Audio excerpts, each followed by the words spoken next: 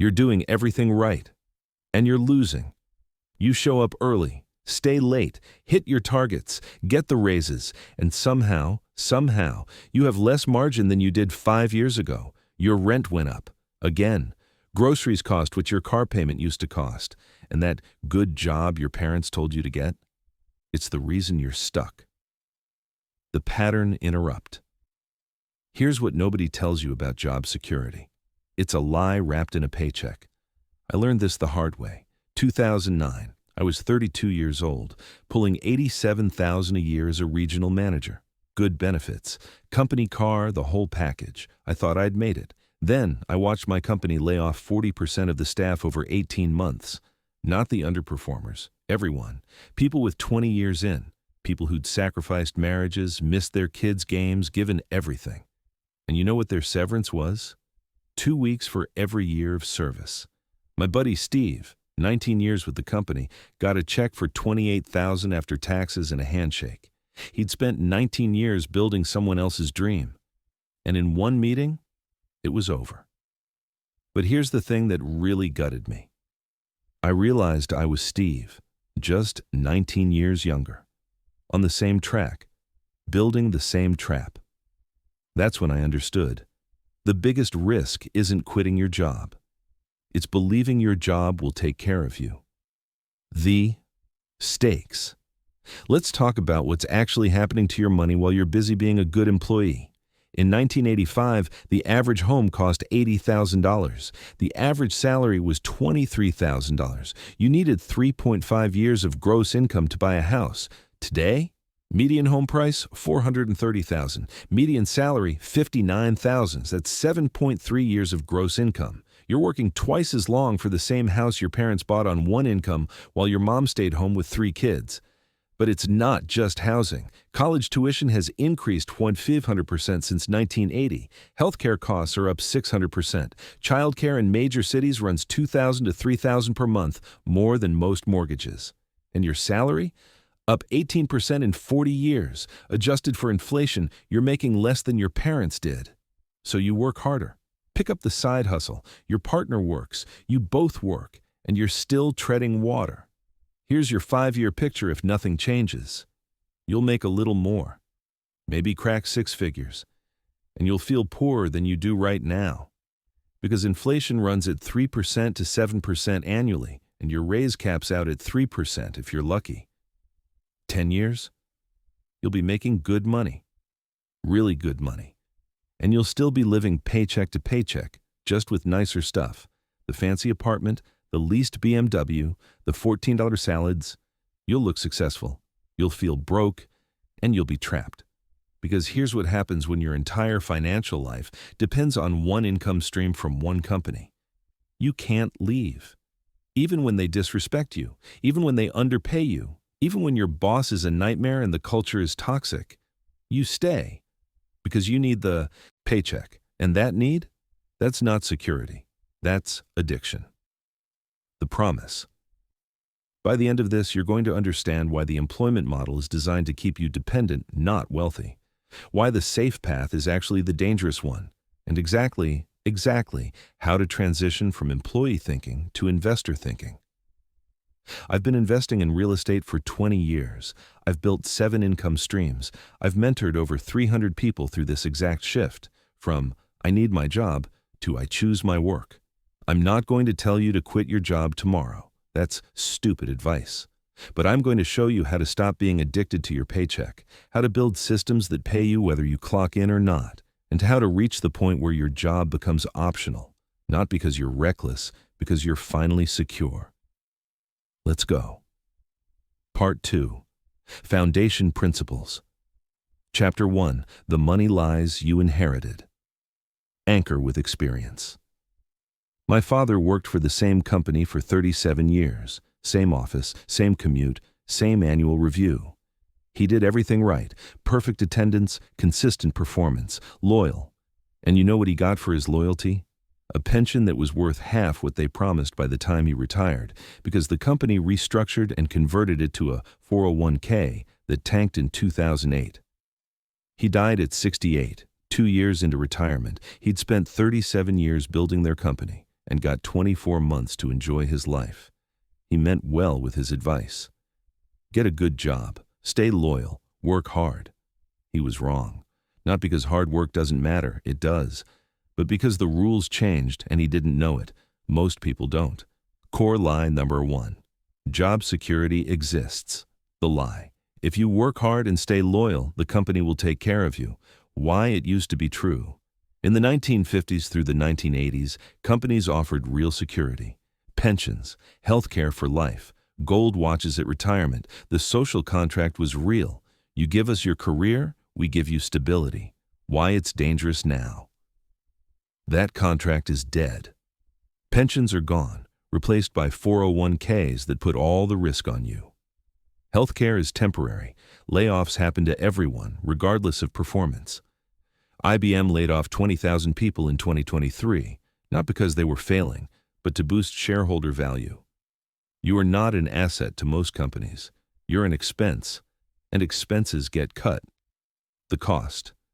I watched a woman in her 50s get laid off after 22 years. She'd turned down job offers, passed on opportunities to start her own thing. Why? Loyalty? She believed in job security. She was unemployed for 14 months, burned through her savings, took a job making $30,000 less than before, all because she'd bet everything on security that didn't exist. Core lie number 2. A steady paycheck is safe. The lie. Having one reliable income stream is the safest financial position. Why it used to be true. When job security was real, when pensions existed, when one income could support a family, yeah, a steady paycheck was pretty safe. Why it's dangerous now. Relying on one income stream is the riskiest financial position you can be in. If that stream stops, layoff, injury, company goes under, you go from comfortable to crisis in 30 days. Real safety is multiple income streams: rental income, dividend income, business income, investment income. Diversification isn't just for your portfolio, it's for your life. The cost, 2020, COVID hits. My buddy Jason, $130,000 a year product manager, gets furloughed. No warning, no savings, because who needs savings when you make $130K, right? He had to move back in with his parents at 41 years old. Meanwhile, my rental properties kept paying. My index funds kept compounding.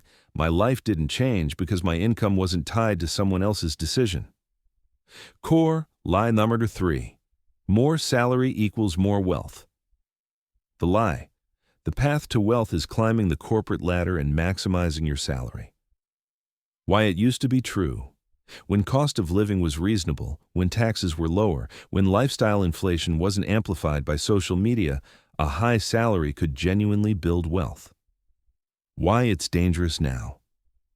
I know people making $250,000 a year who are broke, actually broke, because they are paying 40% in taxes, spending $6,000 a month on rent, $1,200 on car payments, $800 on restaurants, $400 on subscriptions. High salary doesn't equal wealth. It equals high expenses and high taxes.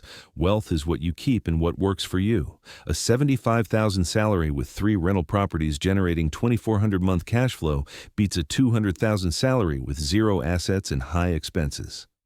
The cost. I met a doctor making $380,000 annually. He had $2,700 in his checking account. Why? Student loans, big house, private schools, 2 luxury cars, country club. He was trapped, making huge money, living huge, saving nothing. One bad year and he's bankrupt. That's not wealth. That's a treadmill with a better view. Core lie number 4. Benefits are golden handcuffs, but they're gold. The lie. The healthcare, 401k match, and PTO make staying worth it. Why it used to be true. When benefits packages were comprehensive and irreplaceable, they represented real value you couldn't get elsewhere. Why it's dangerous now. Healthcare costs $500 to $1,000 a month on the private market. Most 401k matches are 3% to 6%. PTO averages 2 weeks. Do the math. For $100,000 salary, that's $3,000 to $6,000 in matching, $12,000 in healthcare, maybe $4,000 in PTO value. Total, $25,000 max. You're staying in a job you hate, sacrificing freedom and opportunity for $25,000 in benefits? That's not gold. That's expensive compliance. The cost. I coach people who turn down 40,000 raises because they'd lose their benefits. They stay miserable for a decade because the benefits feel irreplaceable.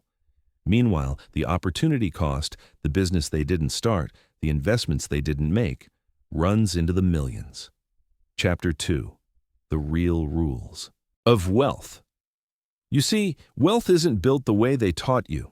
It's not about working your way up. It's not about the corner office or the title or the company car. Wealth is built on 3 engines, and most people are running on half of one. Engine number 1, cash flow over appreciation. The core. Truth. Rich people focus on monthly cash flow. Poor people focus on paychecks. Middle-class people focus on appreciation. Let me show you what I mean. You buy a rental property for $300,000. You put $60,000 down. Mortgage is $1,800 a month. You rent it for $2,400 a month. After expenses, property tax, insurance, maintenance, vacancy reserve, you're netting $400 a month. That's $4,800 a year in cash flow. On a $60,000 investment, that's an 8% cash-on-cash return. But here's the magic. That property might appreciate to $350,000 in 5 years. Great. But you can't spend appreciation. You can spend the $400 every single month, whether you go to work or not. Now, compare that to your paycheck. You make $100,000 a year. Sounds great, but you only get paid when you work. You get sick? No work, no pay, or you burn PTO. You take a sabbatical? Income stops. Your rental pays you in July, pays you in December, pays you when you're on vacation, pays you when you're sick. That's cash flow. That's how wealth actually works. Real example from my life. I bought a duplex in Cleveland for $185,000, rented both units, one for $1,100, one for $950. Total, $2,050 a month. Mortgage was $100. Expenses ran about $600 a month. Net, $350 a month. I was still working full-time then, making about $92,000. But here's what that duplex did. It gave me $4,200 a year that didn't depend on my boss, my performance review, or the company's mood. Today, I own 7 properties. They generate $6,400 a month in combined cash flow. That's $76,800 a year. I don't work for that money. The system works for me. That's the difference between earned income and cash flow. Engine Narsuits, time in market. Overtiming the market. The core. Truth. You don't get rich by being smart about when to buy and sell. You get rich by being consistent about staying invested. Most people think investing is about picking the right stock or buying at the bottom and selling at the top. That's gambling, and most gamblers lose. Real investing is boring. You put money into a low-cost index fund every single month, $500, $1,000, whatever you can, and you leave it alone for 20 years. The actual numbers.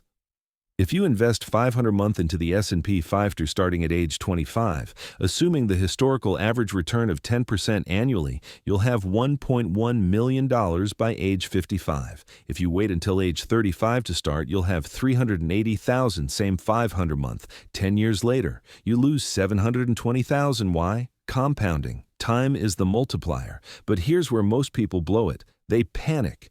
2008 hits. Market drops 40%. Everyone sells. They lock in their losses and sit on cash, waiting for the right time to get back in. Meanwhile, the market recovers and they miss the entire run from 2009 to 2020, the biggest bull market in history. I didn't sell in 2008.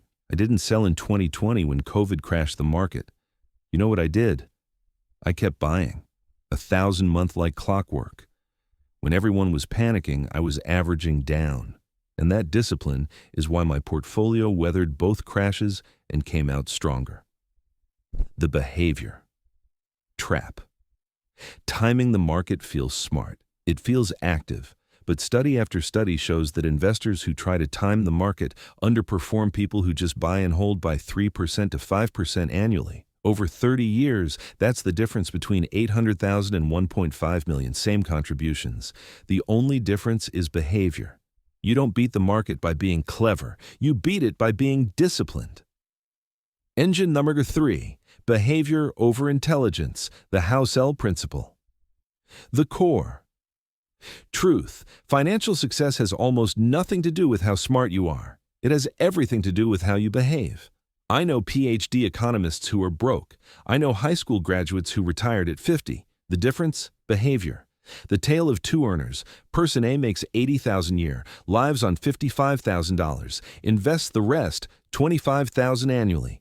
Does this for 30 years. At a 9% return, they retire with $3.4 million. Person B makes $180,000 a year, lives on $165,000, invests $15,000 annually. Same 30 years, same return. They retire with $2 million. Person A, making less than half, retires with $1.4 million more because of one thing: behavior.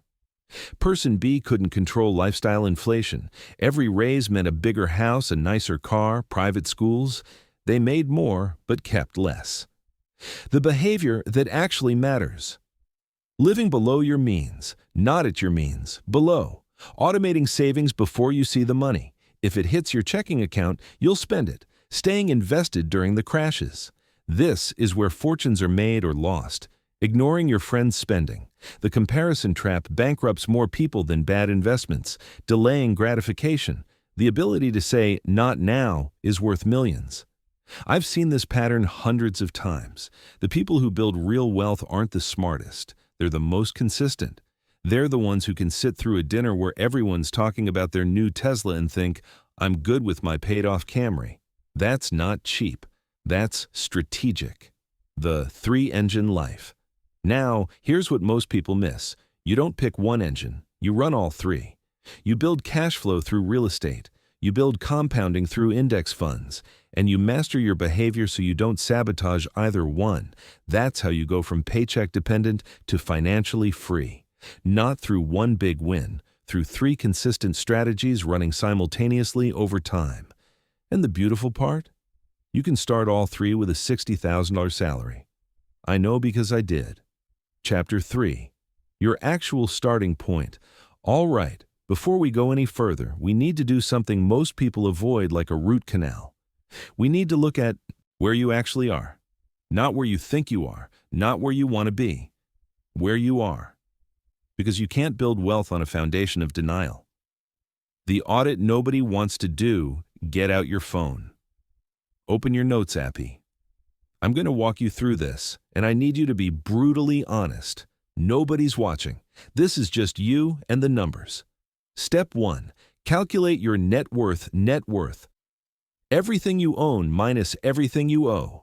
Assets, checking account balance, savings account balance, retirement accounts, 401k, IRA, etc. Investment accounts, value of your car, Kelley Blue Book, not what you think it's worth. Any real estate equity, current value minus mortgage balance. Liabilities, credit card debt, student loans, car loans, personal loans, mortgage balance. Any other debt, add up the assets. Add up the liabilities. Subtract liabilities from assets. That's your net worth. If it's negative, you're not alone. The average American under 35 has a net worth of $13,900, and that includes people with trust funds. The median, the middle of the pack, is closer to $7,000. If you're at zero or negative, you're in the majority, and that's exactly why you're here. Step 2. Cash flow versus income. Now write down your monthly income, your actual take-home, not your salary, what hits your bank account. Next, write down your monthly expenses, all of them. Rent, mortgage, utilities, groceries, restaurants, takeout subscriptions, Netflix, Spotify, gym, etc. Car payment, insurance, car, renters, homeowners, health, debt payments, gas, shopping, everything else. Subtract expenses from income. If the number is positive, that's your monthly cash flow. That's what you have left to save, invest, or build with. If it's zero or negative, you're in trouble. You're spending everything you make, or more. That's not sustainability. That's crisis waiting to happen. Here's what I see most. People making $90,000 a year with $4,000 a month in cash flow, sometimes less. They think, I make good money, and they do. But after taxes take 30%, after the rent takes $2,200, after the car payment takes $600, after groceries and subscriptions and the lifestyle they've built, there's nothing left. They're high-income broke. And the scary part? They think they're doing fine because the checking account hasn't hit zero. But fine is not wealthy. Fine is fragile. The lifestyle creep inventory. This is the one that stings. Go back 5 years. What were you making then? Now look at what you're making today. Let's say you were making $55,000 5 years ago. Now you're at $78,000. That's a $23,000 raise. Awesome. Now ask yourself, where did it go? Bigger apartment, nicer car, more restaurants, better vacations, shinier stuff? Because here's the pattern. Most people's expenses rise in lockstep with their income. Every raise gets absorbed into lifestyle, and they end up in the exact same financial position, just with nicer things. Real example.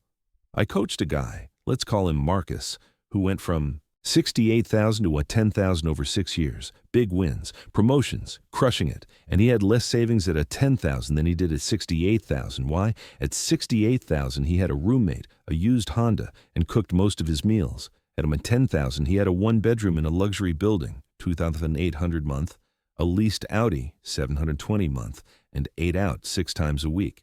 His income went up 62%. His expenses went up 73%. He wasn't building wealth. He was building a lifestyle he couldn't sustain.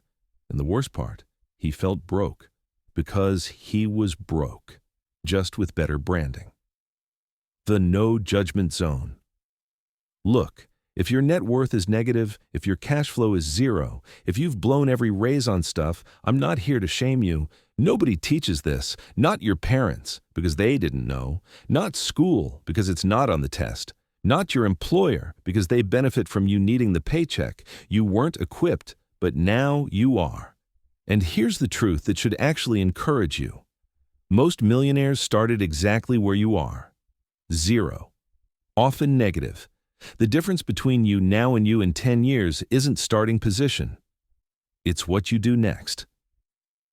So we're going to draw a line. Everything before today is context. Everything after today is choice. And the first choice is this: stop lying to yourself about where you are, because clarity is the foundation of change, and change is the foundation of wealth. Let's build. Part 3. The Wealth Operating System. Chapter 4. Defense. Stop the bleeding. You can't build wealth with holes in the bucket. Doesn't matter how much you pour in. If it's all leaking out, you're never getting anywhere. So before we talk about offense, we fix the defense. We stop the bleeding. The 4 hemorrhages. These are the leaks that drain most people's wealth potential.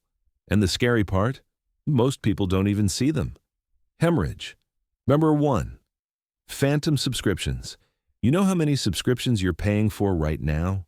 Actually, no. Most people guess 3 or 4. Then they check their bank statements and find 12. Netflix, Spotify, gym membership you haven't used in 8 months, Adobe Creative Cloud for that one project in 2022, meal kit delivery, app subscriptions, cloud storage, streaming services you forgot existed, $12 here, $17 there, $29 for this, $8 for that. Individually, they feel harmless. Collectively, they're costing you $200 to $400 per month. That's $2,400 to $4,800 per year. Want to know what $300 month invested at 9% for 20 years becomes? $204,000. You're trading $250,000 for subscriptions you don't use. Action step. Tonight. Right now, pull up your bank and credit card statements for the last 2 months. Highlight every recurring charge. Cancel everything you haven't used in the past 30 days. Be ruthless. Hemorrhage number 2, the new car trap. This is the big one, the wealth killer that feels like success.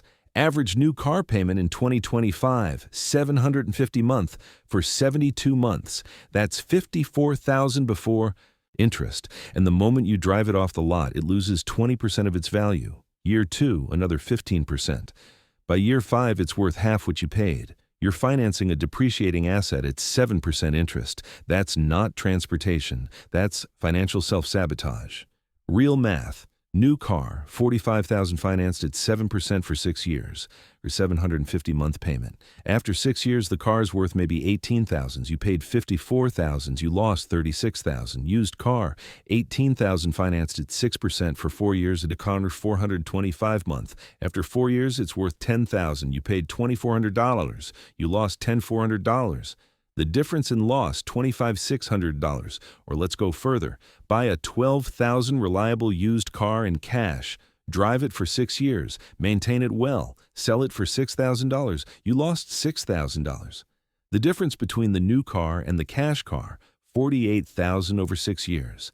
Now, take that $750-month payment you're not making and invest it. 20 years at 9%, $506,000. The car you buy today determines whether you retire early or work until you die. I drive a 2014 Toyota, paid $16,000 cash in 2016. It's got 140,000 miles, runs perfectly. I could afford any car I want, I choose not to. Why? Because every dollar I don't spend on a car is a dollar working for me. And I value freedom more than I value impressing strangers at red lights. Hemorrhage number 3, lifestyle inflation. Post-raise. You get a raise, $8,000 more a year. You're excited, you earned it, and within 3 months, it's gone. Absorbed into a nicer apartment, better restaurants, an upgrade here, an upgrade there. This is the silent killer, the one that keeps high earners broke. The rule: every raise gets split. 50% goes to lifestyle if you want. The other 50% goes directly to wealth building, retirement account, index funds, real estate down payment fund, non-negotiable. If you make $70,000 and get bumped to $78,000, that's $8,000 more annually, or about $500 a month after taxes. $250 can improve your life now. $250 gets automatically invested. That's how you turn raises into wealth instead of just nicer stuff. Hemorrhage bumper 4, high-interest debt credit card debt at 22% APR is a financial emergency. Not an inconvenience, an emergency. If you're carrying a $5,000 balance and making minimum payments, $150 a month, it'll take you 4 years to pay off, and you'll pay $2,000 in interest. You're paying $7,000 for $5,000 worth of stuff you already bought. That's insane. And while that debt sits there, you can't invest. Because paying 22% interest means any investment returning less than 22% is a bad move. The market averages 10%. So you're losing 12% by staying in debt. The strategy: debt avalanche method. List all your debts by interest rate. Attack the highest rate first with every extra dollar while making minimums on the rest. When that's gone, roll that payment into the next highest rate. Aggressive payoff changes everything. I worked with a couple, $18,000 in credit card debt across 4 cards. They threw $1,200 a month at it. 18 months later, it was gone. And that $200 a month went straight into investments. 2 years after that, they bought their first rental property. The down payment came from the money that used to go to Visa. The 72-hour rule. Here's the simplest defense strategy I know. Any non-essential purchase over $100 gets a 72-hour wait. You see the thing, you want the thing, great. Put it in your cart, close the browser, walk away. 72 hours later, if you still want it and it aligns with your goals, buy it. What happens? About 60% of the time, you realize you didn't actually want it. You wanted the feeling of buying something, and that feeling fades in 48 hours. This one rule has saved me tens of thousands of dollars because impulse is expensive. The one account trick. Most people fail at saving because they're trying to resist temptation every day. That's exhausting. Willpower is a limited resource, so we remove the temptation. Here's the system. Account 1, primary checking. This is where your paycheck lands. Account 2, spending.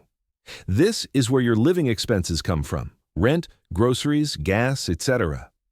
Account 3, wealth. This is where your investment money goes. You never touch this account for spending, ever. On payday, automatic transfers happen. 10% to 20% goes to wealth account immediately. 70% to 80% goes to spending account for monthly expenses. Whatever's left stays in primary for overflow. You never see the money that goes to wealth. It's gone before you can spend it. That's the trick. Why this works. You can't spend what you don't see. And you can't rely on discipline at the end of the month to save whatever's left because there's never anything left. You pay yourself first, automate it, and build wealth in the background while you live on the rest. This is how I started. I was making $62,000 in 2008. I set up a $500 month auto transfer to a separate account on payday. I learned to live on what was left. 8 months later, I had $4,000. That was my first real estate down payment fund. That's how it starts. Chapter 5. Offense. The wealth acceleration system. Defense stops the bleeding. Offense builds the empire. This is where you shift from not losing to actually winning, from broke to building, from dependent to free. And it all starts with a framework. The 70-20-10 framework. This is how you structure your after-tax income. 70% living, rent, groceries, utilities, transportation, insurance, everything you need to exist and enjoy life. 20% wealth building, index funds, real estate, investments that compound. 10% speculation, education, individual stocks, crypto, courses, books, coaching. Now before you say, I can't live on 70%, yes, you can. You're probably living on 95% and wondering why you're broke. The question isn't, can I live on less? The question is, what do I need to cut to make this work? Adjusting the framework. If you're in debt, flip it temporarily. 70% living, 25% debt payoff, 5% wealth building. Once debt is gone, shift to 20% wealth, 10% speculation. If you're in a high cost of living area, maybe it's 75-15 to 10 for now. Fine, but you're moving towards 70-20-10 as you increase income or decrease expenses. The point is structure. Most people spend randomly and hope there's something left. There never is. You spend intentionally, and you protect the 20% like it's sacred. Because it is. Index Fund Deep Dive, the Collins Strategy. Let's talk about the simplest, most proven wealth-building tool that exists, the index fund. What it is. An index fund is a basket of stocks that tracks a market index, like the S&P 500. You're buying a tiny piece of 500 companies in one transaction. Apple, Microsoft, Amazon, Tesla, all of them. You're not picking stocks, you're buying the whole market. Why it works. The S&P 500 has returned an average of 10% annually since 1957. Some years it's up 30%, some years it's down 20%. Over time it's 10%. That's not speculation, that's historical fact. The actual play. You open a brokerage account, Vanguard, Fidelity, Schwab, doesn't matter. You buy shares of a total market index fund, VTSX, FSKX, SWTSX, pick one. You set up automatic investments, $500 month, $1,000 month, whatever your 20% is, and you leave it alone. Dollar cost averaging. This is the magic. You're buying the same dollar amount every month regardless of price. When the market's high, you buy fewer shares. When the market's low, you buy more shares. Over time, you average out the cost and remove emotion from the equation. You're not trying to time it. You're not waiting for the right moment. You're just buying every month, like clockwork. Real numbers over 20 years. Let's say you invest $750 a month. That's $9,000 a year. Over 20 years, that's $180,000 you've contributed. At 10% average annual return, compounded, that's worth $516,000. You put in $180K, you got $516K. The difference, $336K, is compound growth. That's the market working for you. And here's the key. You didn't pick stocks. You didn't try to beat the market. You just showed up consistently. Addressing fear. What if I start at the top? This is the question that keeps people on the sidelines forever. What if the market crashes right after I invest? Here's the truth. It might. The market crashes every 7 to 10 years. That's normal. And every time it recovers. Every single time. If you'd invested $10,000 in January 2008, right before the crash, and held it through 2024, it'd be worth $48,000. The crash didn't matter. Holding through the crash is what mattered. But let's say you're really unlucky. You invest right before a 30% crash. Painful, right? Except you're not investing a lump sum. You're dollar cost averaging. So when the market drops 30%, your next monthly purchase gets you 30% more shares. The crash becomes your advantage. The only way you lose, you sell during the crash. That's it. That's the only way this doesn't work. If you panic in 2025 when the market drops and you pull your money out, you lock in the loss. And when it recovers in 2027, you miss it. 90% of investing success is behavior. Staying calm. Staying in. Real estate entry points index funds are great, but they don't create cash flow. They compound. Real estate does both, cash flow and appreciation, and you don't need 100,000 to start. If you have 5,000 to 10,000 REITs, real estate investment trusts. These are companies that own real estate and pay dividends. You buy shares like a stock. You get monthly or quarterly dividend payments. It's real estate exposure without being a landlord. Returns average 8% to 12% annually. Not as good as owning physical property, but it's a start. If you have 15,000 to 25,000 house hacking, this is how I started. You buy a duplex, triplex, or fourplex with an FHA loan, 3.5% down. You live in one unit, you rent out the others. Example, you buy a duplex for $280,000. 3.5% down is $9,800. Your mortgage is $2,000 a month. You live in one unit, you rent the other for $1,400. Your housing cost is now $700 a month instead of $2,000. You just saved $5,400 a month. That's $16,800 a year, and you're building equity. And you're learning to be a landlord while living on site.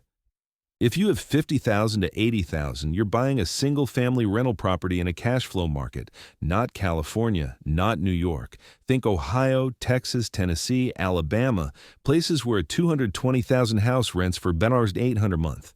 You put 20% down, 44,000. Mortgage is pound 320 a month. After insurance, taxes, property management, yes, hire a manager, and maintenance reserves, you're netting $250 to $350 a month. That's $3,000 to $4,200 per year. On a $44,000 investment, that's a 7% and 9% cash-on-cash return. And the property is appreciating, and the tenant is paying down your mortgage, and you're getting tax benefits from depreciation. One property won't change your life. 5 properties will. The first rental roadmap. People overthink this, so let me make it simple. Step 1. Save the down payment, 12 to 24 months. If you're following the 70-20-10 framework and putting $1,000 a month into wealth building, allocate half to index funds, half to the rental fund. That's $500 a month. In 20 months, you've got $10,000, enough for a house hack. Step 2.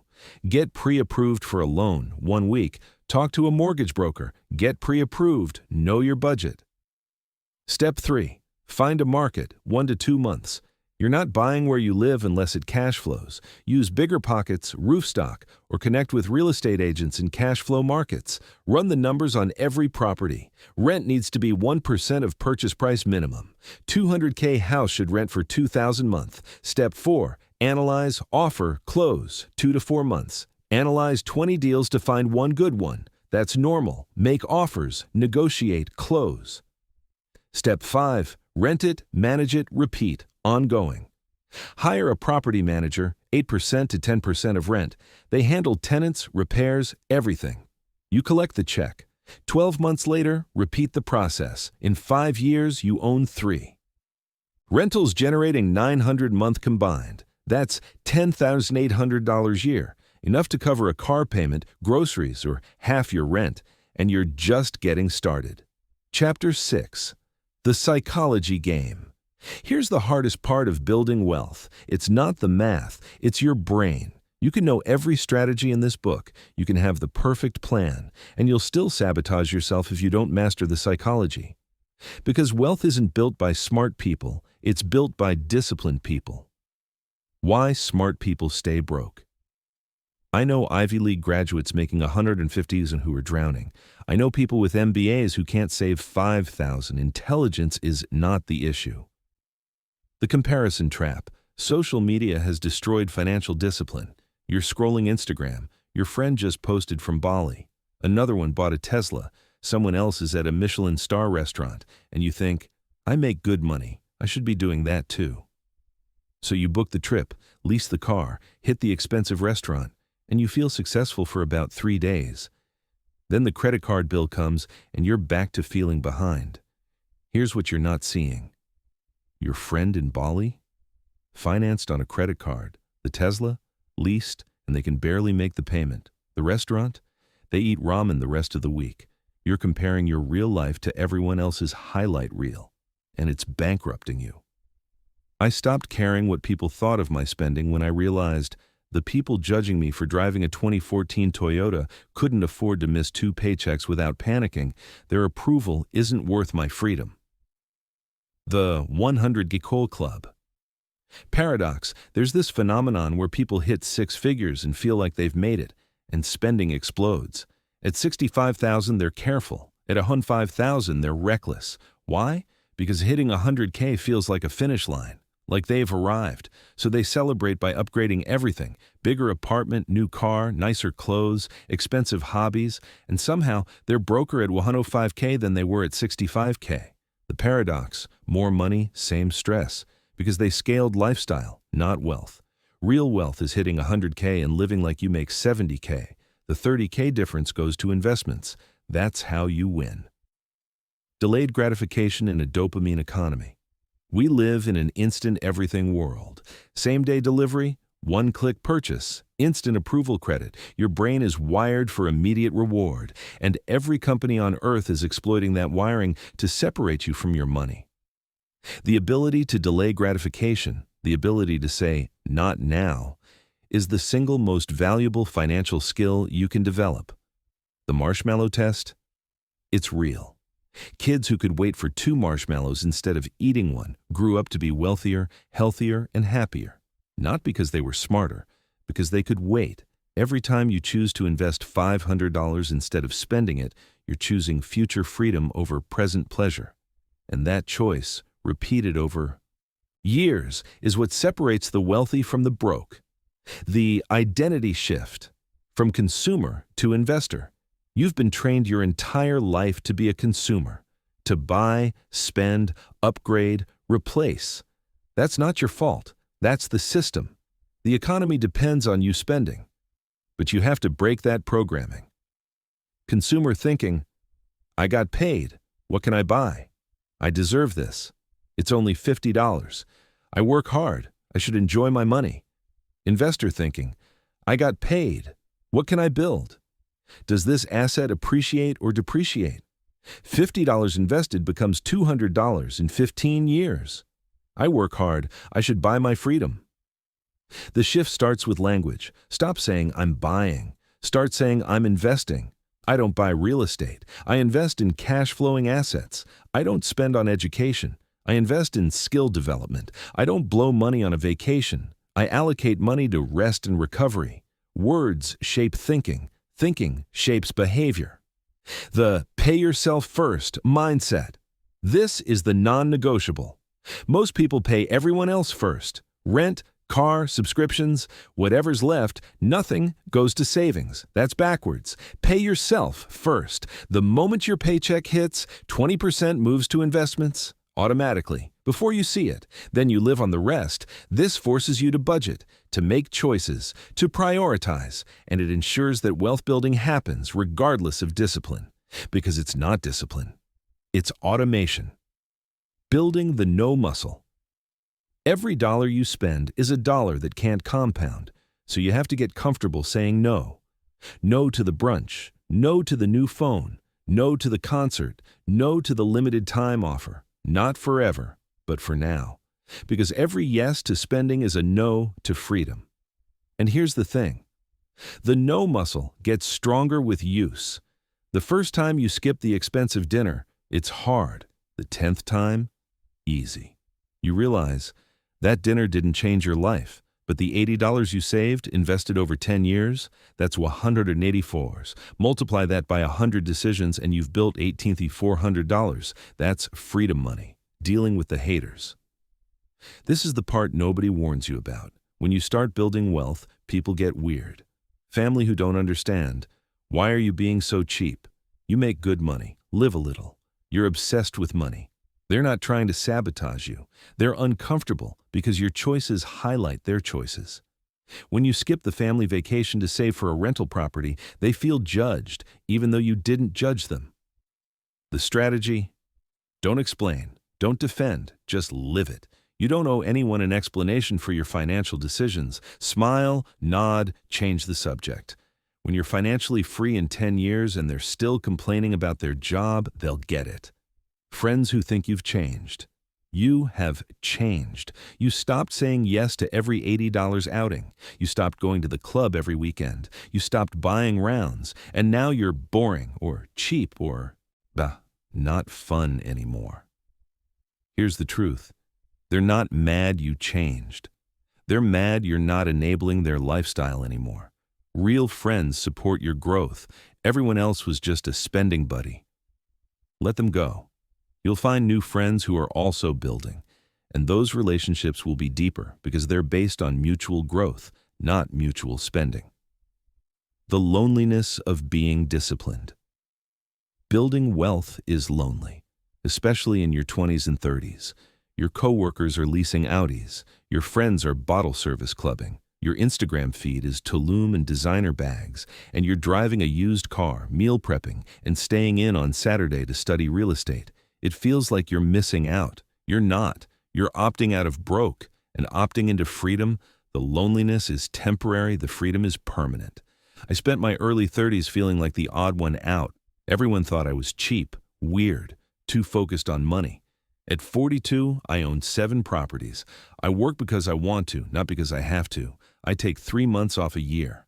And those same people, still leasing, still complaining about their boss, still living paycheck to paycheck, the loneliness was worth it. Discipline is the bridge between where you are and where you want to be. And bridges are built alone. Walk it. Part 4, Advanced Wealth Strategies. Chapter 7, The Tax Advantage. Let's talk about the thing nobody explains, how the rich legally pay less in taxes than you do. Not through loopholes, not through shady offshore accounts, through understanding the tax code, because the tax code isn't designed to screw you. It's designed to incentivize certain behaviors, and if you align with those behaviors, you pay less. What the rich know. Earned versus passive income taxation. There are 2 types of income in the eyes of the IRS. Earned income. You trade time for money, salary, wages, hourly pay. This is taxed the highest. If you make $100,000 as a W-2 employee, you're paying federal income tax, 22% to 24%, state income tax, 0% to 13%, depending on state FICA, Social Security, and Medicare, 7.65%. So you're losing 30% to 45% before you see a dime. You gross $100K, so you net $55K to $70K. Passive income, money from investments, dividends, long-term capital gains, rental income. This is taxed lower. Long-term capital gains, investments held over a year, 0% to 20% depending on income. Rental income, taxed as ordinary income, but you can write off expenses, depreciation, and interest. So your taxable income is way lower than your actual income. Real example, I own a rental property that generates $24,000 a year in rent. After expenses, mortgage interest, property tax, insurance, maintenance, my net income is $12,000, but I also get to depreciate the property. The IRS lets me write off $127.5 of the building's value each year. If the building, not land, is worth $220,000, that's $8,000 a year in depreciation. So my taxable rental income, $12,000, $8,000, $4,000. I made $12,000. I'm only taxed on $4,000. That's legal. That's by design. The government wants people to invest in real estate because it provides housing, so they reward you with tax breaks. The point, earned income is taxed heavily. Passive income is taxed favorably. The more you shift from earned to passive, the less you pay in taxes and the more you keep. Real estate depreciation, deep dive. Let's go deeper on depreciation because this is where real estate becomes a tax superpower. How it works. The IRS says buildings wear out over time, so we'll let you write off that wear and tear. They've decided that residential real estate depreciates over 27.5 years. So every year, you can deduct 27.5 of the building's value. If your property is worth $275,000 and the land is worth $55,000, the building is worth $220,000. $220,000, 27.5, $8,000 year deduction. That's $8,000 you can subtract from your taxable income every year for 27.5 years, even if the property is actually appreciating in value. Real impact. I have a property that cash flows $14,400 a year. But after depreciation, my taxable income from that property is $6,400. I save about $2,500 a year in taxes just from depreciation. Over 10 years, that's $25,000 I didn't pay the IRS. That's money I kept and reinvested. Bonus: cost segregation study.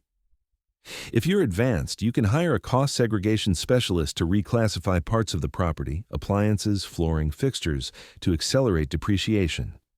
Instead of 27.5 years, you depreciate certain components over 5 or 15 years. This front-loads your deductions and massively reduces your tax bill in the early years. This is high level. But when you own multiple properties, this strategy saves tens of thousands annually. 401k and IRA strategy, traditional versus Roth. Traditional 401k IRA contributions are pre-tax. You reduce your taxable income now. Money grows tax-deferred. You pay taxes when you withdraw in retirement. Roth 401k, CHU IRA. Contributions are post-tax, no deduction now. Money grows tax-free. Withdrawals in retirement are tax-free. Which one? It depends on your current tax bracket versus your expected bracket in retirement. If you're in a high bracket now, 24% plus, traditional might make sense. Reduce taxes now, pay later when you're in a lower bracket. If you're in a low bracket now, 12% or 22%, Roth makes sense. Pay the low tax now, never pay again. My strategy: I do both. I max out traditional 401k contributions to reduce my current taxable income, and I do Roth conversions in low-income years to build tax-free money. Diversifying your tax strategy is just as important as diversifying your investments. Not tax evasion, tax optimization. Let's be clear, I'm not talking about hiding income or cheating. I'm talking about using the tools the IRS gives you. For side hustlers, if you have a side business, freelancing, consulting, e-commerce, consider an S-Corp election. In an S-Corp, you pay yourself a reasonable salary, subject to payroll taxes, and the rest of the profit is distributed as dividends, no payroll tax. This can save you 10% to 15% in self-employment taxes. Example: you make $80,000 from your side business. As a sole proprietor, you'd pay about $12,000 in self-employment tax. As an S-Corp, you pay yourself a $50,000 salary and take $30,000 as distributions. You only pay payroll tax on the $50,000. That saves you about $4,500 a year. Business expense education. If you have a business, you can write off home office, portion of rent, mortgage, utilities, vehicle expenses, mileage or actual expenses, travel, if business-related, education, courses, books, conferences, equipment, laptop, phone, software. These are real deductions. Use them. But here's the rule. They have to be legitimate business expenses. The IRS isn't stupid. Don't write off your family vacation as a business trip. But if you attend a real estate conference in Orlando and take an extra day at the park, the conference and travel are deductible. The park ticket isn't. Stay honest, stay smart. The big picture. The wealthy aren't smarter. They're more informed. They know the rules. They play by the rules. And they pay way less in taxes because of it. You can do the same. It just requires learning the game.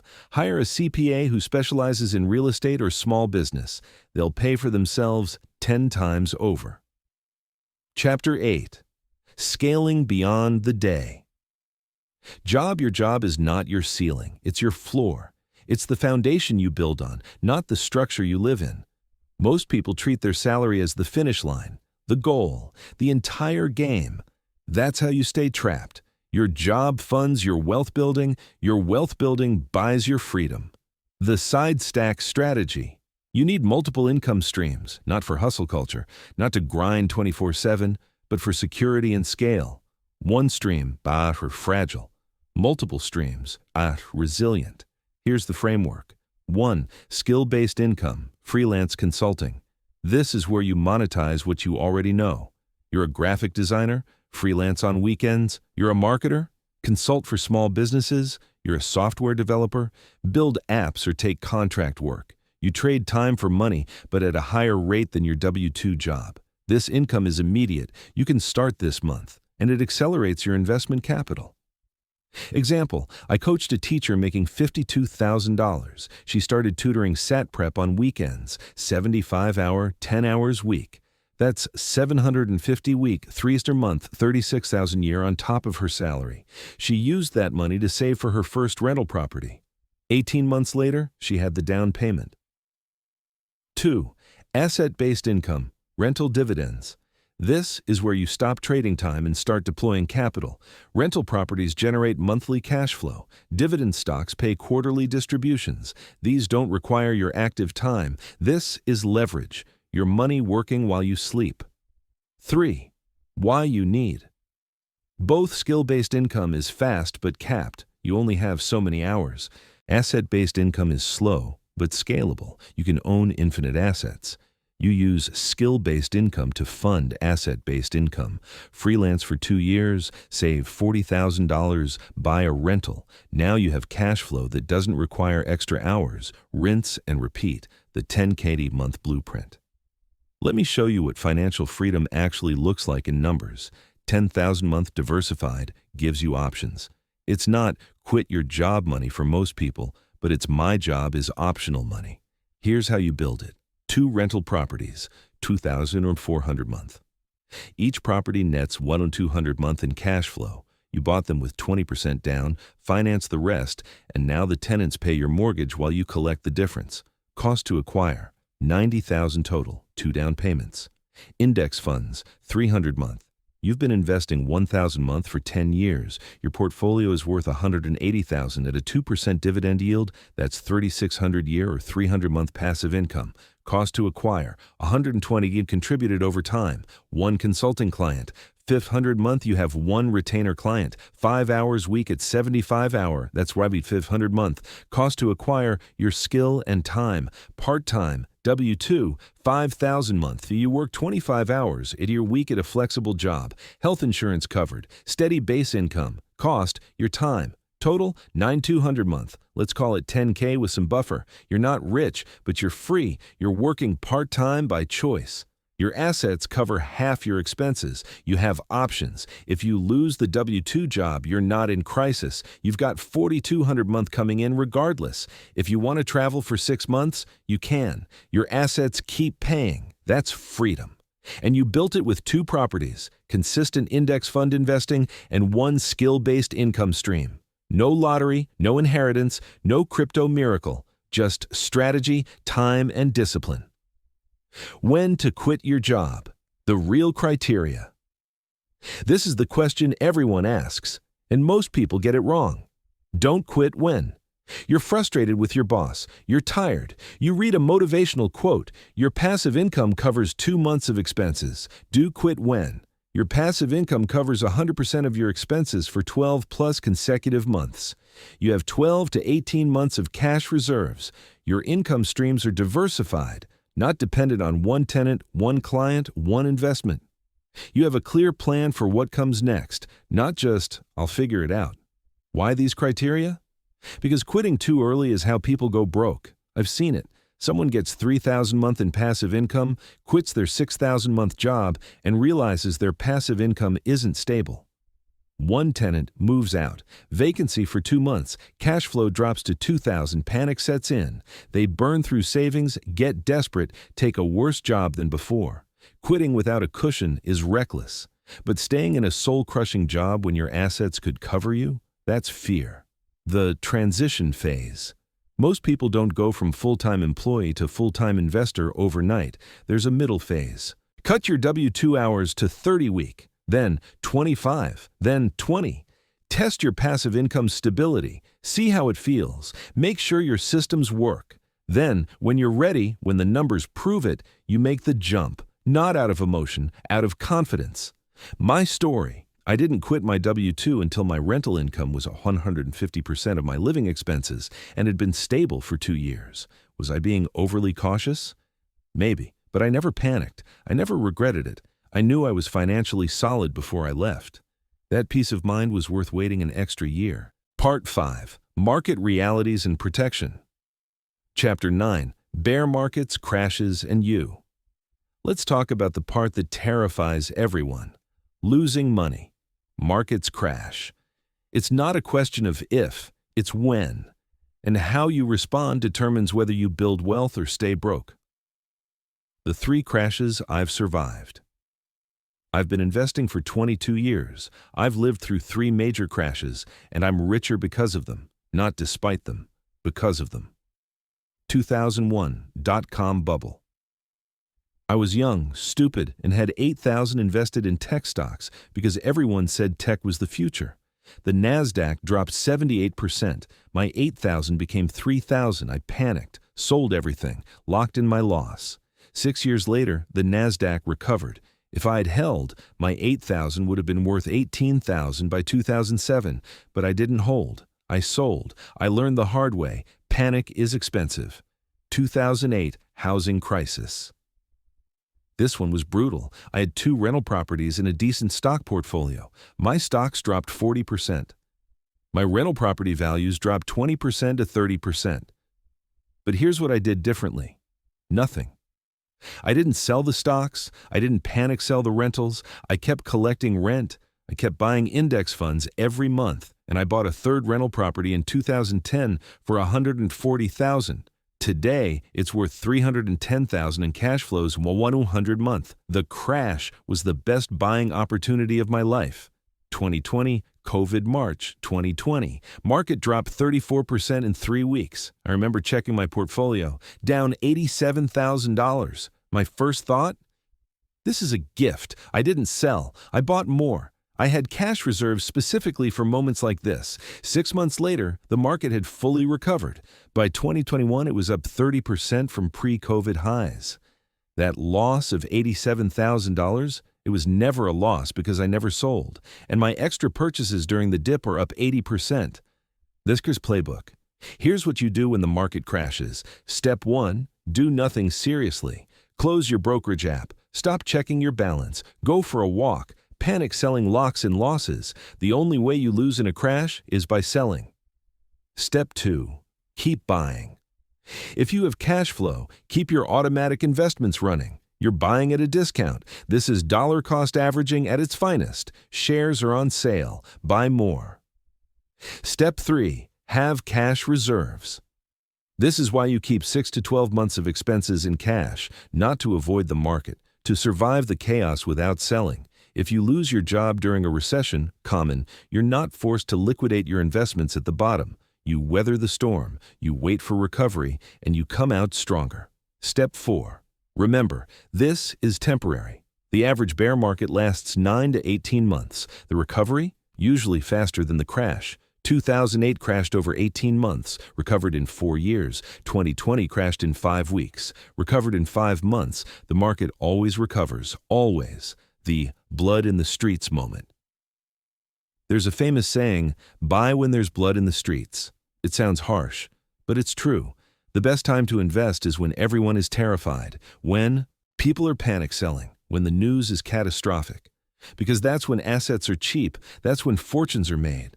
I bought real estate in 2010 when everyone said the market was dead.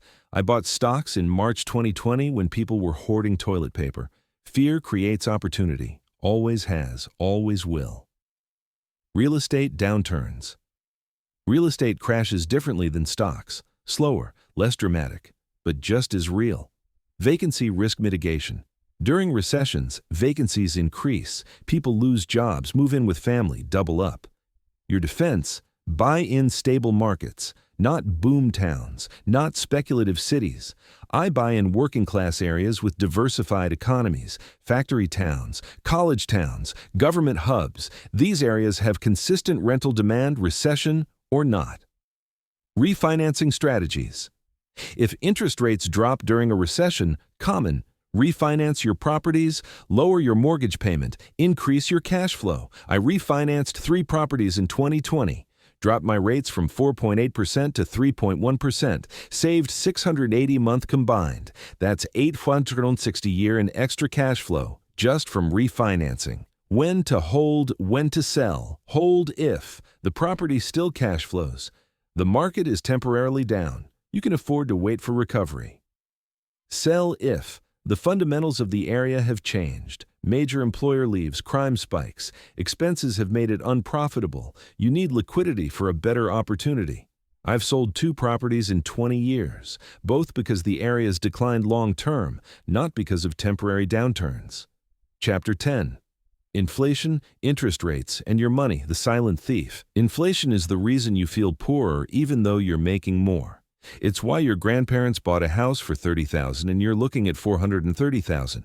Inflation erodes purchasing power, and it's accelerating. Real inflation versus reported CPI. The government says inflation is 3% to 4%. That's the Consumer Price Index. But the CPI is manipulated. It doesn't fully account for housing, healthcare, or education, the things you actually spend money on.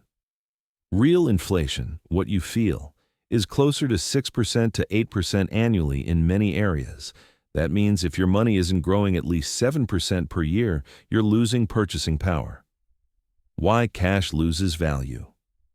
Sitting still, if you have 50 sitting in a savings account earning 0.5% interest and inflation is running at 6%, you're losing 5.5% per year in real terms.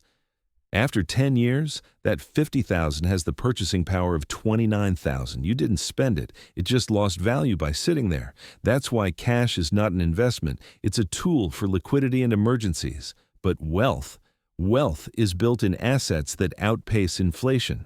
The 7% rental increase strategy. Here's how real estate hedges inflation. Rents increase with inflation. If your tenant is paying $1,500 month now, in 5 years they'll likely be paying an $800 to $2,000. Your mortgage stays the same. Fixed rate doesn't change. So your cash flow increases while your expenses stay flat. That's the inflation hedge. I have a property I bought in 2012. Rent was $300 month. Today, it's $2,000 month. My mortgage is still $950 month. Cash flow went from $350 month to $1,150 month because of inflation. Playing the rate game, fixed rate mortgages in high rate environments. Right now, we're in a high rate environment. 30-year mortgages are around 6.5% to 7%. That's painful compared to the 3% rates of 2020, 2021. But here's the play. Lock in a fixed rate now. When rates drop, and they will, refinance. You're essentially renting the money at 7% for a few years, then refinancing to 4.5% when the market shifts. Meanwhile, you're building equity and collecting rent. When to pay down debt versus invest, this is the million-dollar question. If your debt is low interest, under 5%, invest instead of paying it off early. Your investments will return 9% to 10%. Paying off 4% debt early is a 4% return. Investing is a better use of capital. If your debt is high interest, over 7%, pay it off aggressively. You can't reliably beat 7% plus returns without significant risk. The refinance trigger. Points. Refinancing makes sense when rates drop or more from your current rate. You're reducing your monthly payment by $200 plus. You're not extending your loan term significantly. I set alerts for rate changes. When 30-year fixed rates drop below 5%, I evaluate all my properties for refinancing opportunities. That's how you optimize. Part 6. The Long Game. Chapter 11. The 10-Year Vision. Short-term thinking keeps you broke. Long-term thinking builds empires. Most people can't see past next month. They're stuck in the paycheck cycle, thinking week to week. But wealth is a 10-year game. Minimum. Reverse engineering. Wealth, let's say your goal is $2 million net worth in 10 years. That sounds impossible if you're starting at 0, but let's break it down. Year 1 and 3 see continue. Accumulation phase. You're saving aggressively, building your down payment fund, buying your first rental property or maxing out index fund contributions. At the end of year 3, $60,000 in index funds, contributing $500 month. One rental property worth $250,000 with $50,000 in equity. Total net worth, $110,000 year 4-7, multiplication phase. Your investments are compounding. Your rental is appreciating and cash flowing. You're buying a second property. At the end of year 7, $180,000 in index funds, consistent contributions, plus growth. 2 rental properties worth $600,000 combined, $220,000 in equity. Total net worth, $400,000 year 8 to 10, acceleration phase. Compounding is taking over. Your cash flow from rentals funds, more investments. You're adding a third property. At the end of year 10, $350,000 in index funds. 3 rental properties worth $900,000, $420,000 in equity, home equity, $150,000 business side income value, $80,000 total net worth. $1 million, is it $2 million? No, but it's 7 figures, and the trajectory is clear. The compounding curve. Wealth builds slowly, then suddenly, years. 1 of 5 feel like you're getting nowhere. You're putting in $2,000 a month and your net worth crawls. Years 6 to 10, explosion. Because compounding takes over. Your money is making money. Your assets are appreciating. Your cash flow is reinvesting. This is why most people quit too early. They don't see the explosion coming because they're stuck in the crawl. Your personal wealth timeline. This changes based on your age, but the principles stay the same. Age 25-35, accumulation phase. This is your highest energy, lowest expense decade. You're mobile, you can hustle, you can take risks. Focus, maximize income, side hustles, job changes, skill development. Live below your means, buy your first assets, index funds, first rental. Learn everything. This decade sets your foundation. Age 35-50, multiplication phase. You've got some assets now. You've got experience, you've got systems. Focus, add more rental properties, increase investment contributions as income grows, optimize taxes, build passive income to match expenses. This is where wealth accelerates. Age 50 plus, preservation phase. You're shifting from growth to protection. You've built the wealth, now you're defending it. Focus, reduce risk exposure, pay off remaining debt. Focus on cash flow over appreciation, plan estate and legacy. This is where you enjoy it. Course corrections. I'm 45 and starting from 0. If you're starting late, you're not doomed, but you have to be more aggressive. The late start strategy. Increase income immediately. Change jobs, negotiate raises, start a side business. You don't have time to slowly climb. Live on 60%, invest 40%. It'll hurt. But you're compressing 20 years of wealth building into 10. Focus on cash flow, not just appreciation. You need income now, not in 30 years. Consider house hacking or live-in flips. Reduce your living expenses dramatically by making your home an investment. Don't panic. Stay consistent. Even starting at 45, you can hit $500,000 to $30,000 by 60. That's not retirement, but it's options. I've coached people who started at 50 and retired at 65 with $1.2 million. It's possible, but it requires intensity. Chapter 12, Legacy and Meaning. Here's the thing nobody tells you. Money alone is empty. If your only goal is a number in an account, you'll hit it and feel nothing. I know because I've been there. Why wealth isn't the goal. Wealth is a tool. Freedom is the goal, and freedom means different things to different people. For me, freedom is owning my time. It's saying no to projects I don't believe in. It's spending 3 months a year traveling without asking permission. For you, maybe it's quitting the corporate job to teach. Maybe it's starting a nonprofit. Maybe it's just not worrying about the electric bill. The number doesn't matter. The life it enables does. The enough number. You need to know your enough number. The amount where you can stop chasing and start living. For some people, it's $1 million. For others, it's $5 million. Mine is 3 million in assets generating $120 a year in passive income. That covers my lifestyle and gives me margin. I'm not trying to hit $50 million. I don't need a yacht. I need time. Know you're enough, because without it, you'll chase forever. Generational wealth. Thinking wealth isn't just for you, it's for your kids and their kids. This is how you break cycles. If you grew up broke, your job is to make sure your kids don't. Not by handing them money, by teaching them how money works, what to teach, assets versus liabilities, compound interest, delayed gratification, how to budget, how to invest. Most parents hide money from their kids. Don't worry about it. That's adult stuff. Wrong. That's how you raise financially illiterate kids. Start early. Let them see you budget.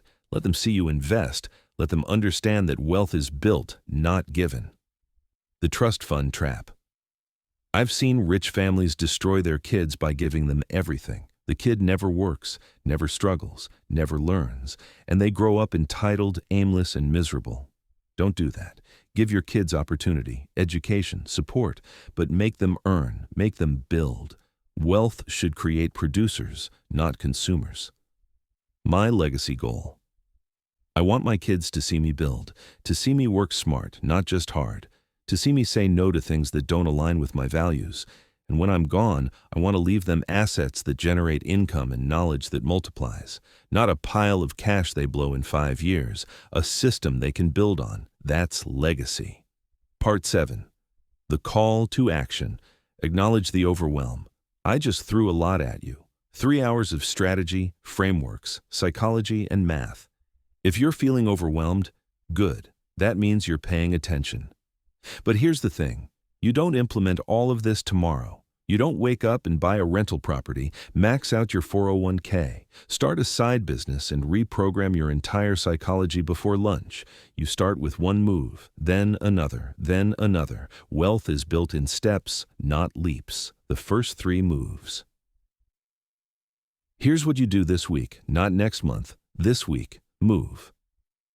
1. Calculate your real net worth tonight. Get a piece of paper or open a spreadsheet. List every asset, checking, savings, retirement accounts, car value, home equity. List every liability, credit cards, student loans, car loans, mortgage balance. Subtract liabilities from assets. That's your starting point. You can't get to your destination if you don't know where you are.